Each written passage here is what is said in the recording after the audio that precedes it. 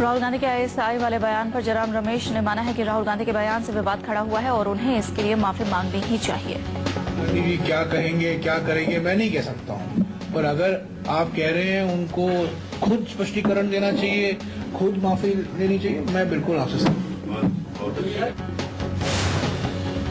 जयराम रमेश ने साफ साफ कहा कि राहुल गांधी का मकसद किसी समुदाय के लोगों की भावनाओं को ठेस पहुंचाना नहीं था, लेकिन कांग्रेस विरोधी लोगों ने इस बात को गलत ढंग से पेश किया।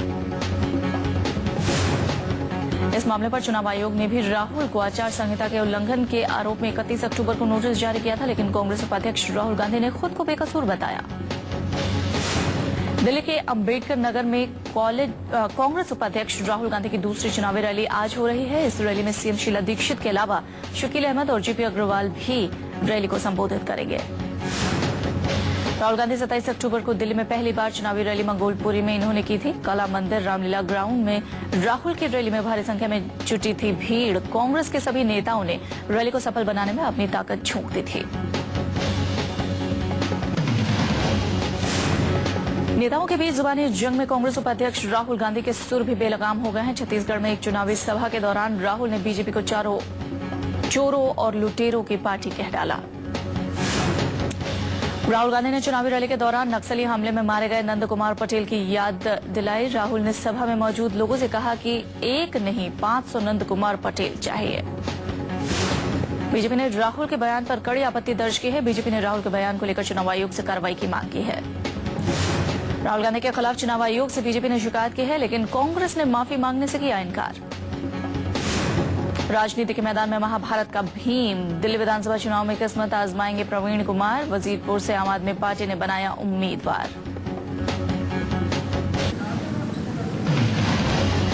शिवसेना के सेना नायक बाल ठाकरे की पहली पुण्यतिथि आज मुंबई में मनाई जाएगी। शिवसेना ने सेना नायक की पहली पुण्यतिथि के लिए खास तैयारियां की हैं। बाल ठाकरे की पहली पुण्यतिथि पर शिव सैनिकों के लाखों कार्यकर्ताओं का स्मृति स्थल पर जुटने की उम्मीद जताई जा रही है।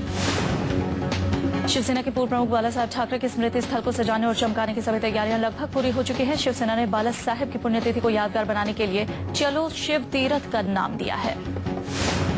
शिवसेना प्रमुख बाला साहेब ठाकरे ने की पहली जयंती के उपलक्ष्य में शिवाजी पार्क पर आयोजित कार्यक्रम पूरी तरह अनौपचारिक रखा गया है। कार्यक्रम के दौरान किसी भी नेता का भाषण नहीं होगा।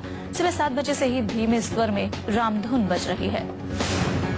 बाला साहेब ठाकरे की पहली पुण्यतिथि के लिए शिवाजी पार्क की ओर गुजरने वाली 19 सड़कों पर पंडाल बनाए गए हैं। पंडाल में पीने के पानी से लेकर नाश्ते खाने तक की व्यवस्था की गई है।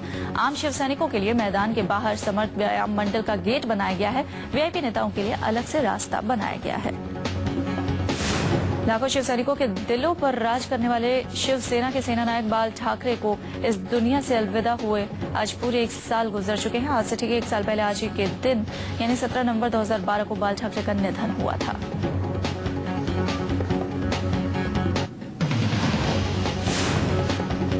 गुजरात पुलिस रेप के मामले में फरार आरोपी नारायण साईं की तलाश अजमेर में कर रही है। गुजरात पुलिस ने अजमेर और पुष्कर में फरार आरोपी नारायण साईं, उसकी सहयोगी भावना और जमुना और सेवक हनुमान के पोस्टर चिपकाए और पुलिस ने नारायण साईं को पकड़ने के लिए अजमेर के लोगों से भी मदद मांगी। जोधपुर पुलिस ने एक और आसाराम के राजदार कौशिक वाणी को गिरफ्तार किया है। पुलिस ने कौशिक को आश्रम में बच्चों की मौत के मामले में हिरासत में लिया। पुलिस को उम्मीद है कि कौशिक की गिरफ्तारी से आसाराम के खिलाफ कई और राज सामने आ सकते हैं। कौशिक का सूरत और अहमदाबाद आश्रम में ठिकाना था। कौशिक का अहमदाबाद के आश्रम में अलग से ऑफिस भी था। इसके ही हाथों में आसाराम के आश्रमों के फंडिंग की जिम्मेदारी थी। विदेशों से आने वाले फंड का हिसाब किताब भी कौशिक ही रखता था। कौशिक वाणी महाराष्ट्र के नंदुरबार का रहने वाला है। 1986 में कौशिक आसाराम का भक्त बन गया था और फिर कौशिक सूरत आश्रम का संचालन करने लगा। हालांकि 2-3 साल बाद आसाराम ने कौशिक को अहमदाबाद बुला लिया था। आसाराम के सलाखों के पीछे जाने के बाद से ही जोधपुर और सूरत पुलिस आसाराम के राजदारों पर शिकंजा कस रही है और पुलिस ने कौशिक के पहले शिवा और शिल्पी को भी गिरफ्तार कर लिया है।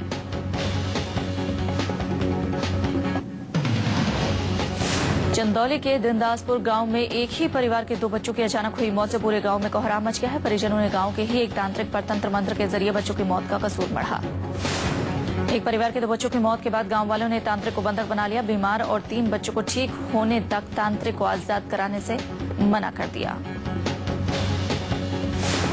गांव वाले के गुस्से के आगे इलाके की पुलिस भी डर गई। मामला बिगड़ने की वजह से पुलिस घंटों मूक दर्शक बनी रही।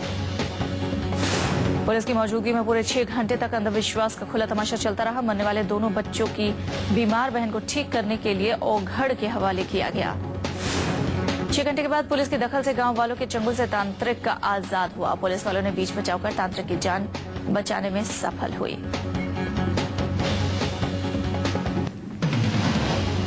दिल्ली के बिंदापुर में एक ज्वेलरी शॉप पर लुटेरों ने बोला हमला। गन पॉइंट पर की लूट की कोशिश, लेकिन दुकानदार की हिम्मत की वजह से 3 बदमाश धरे गए।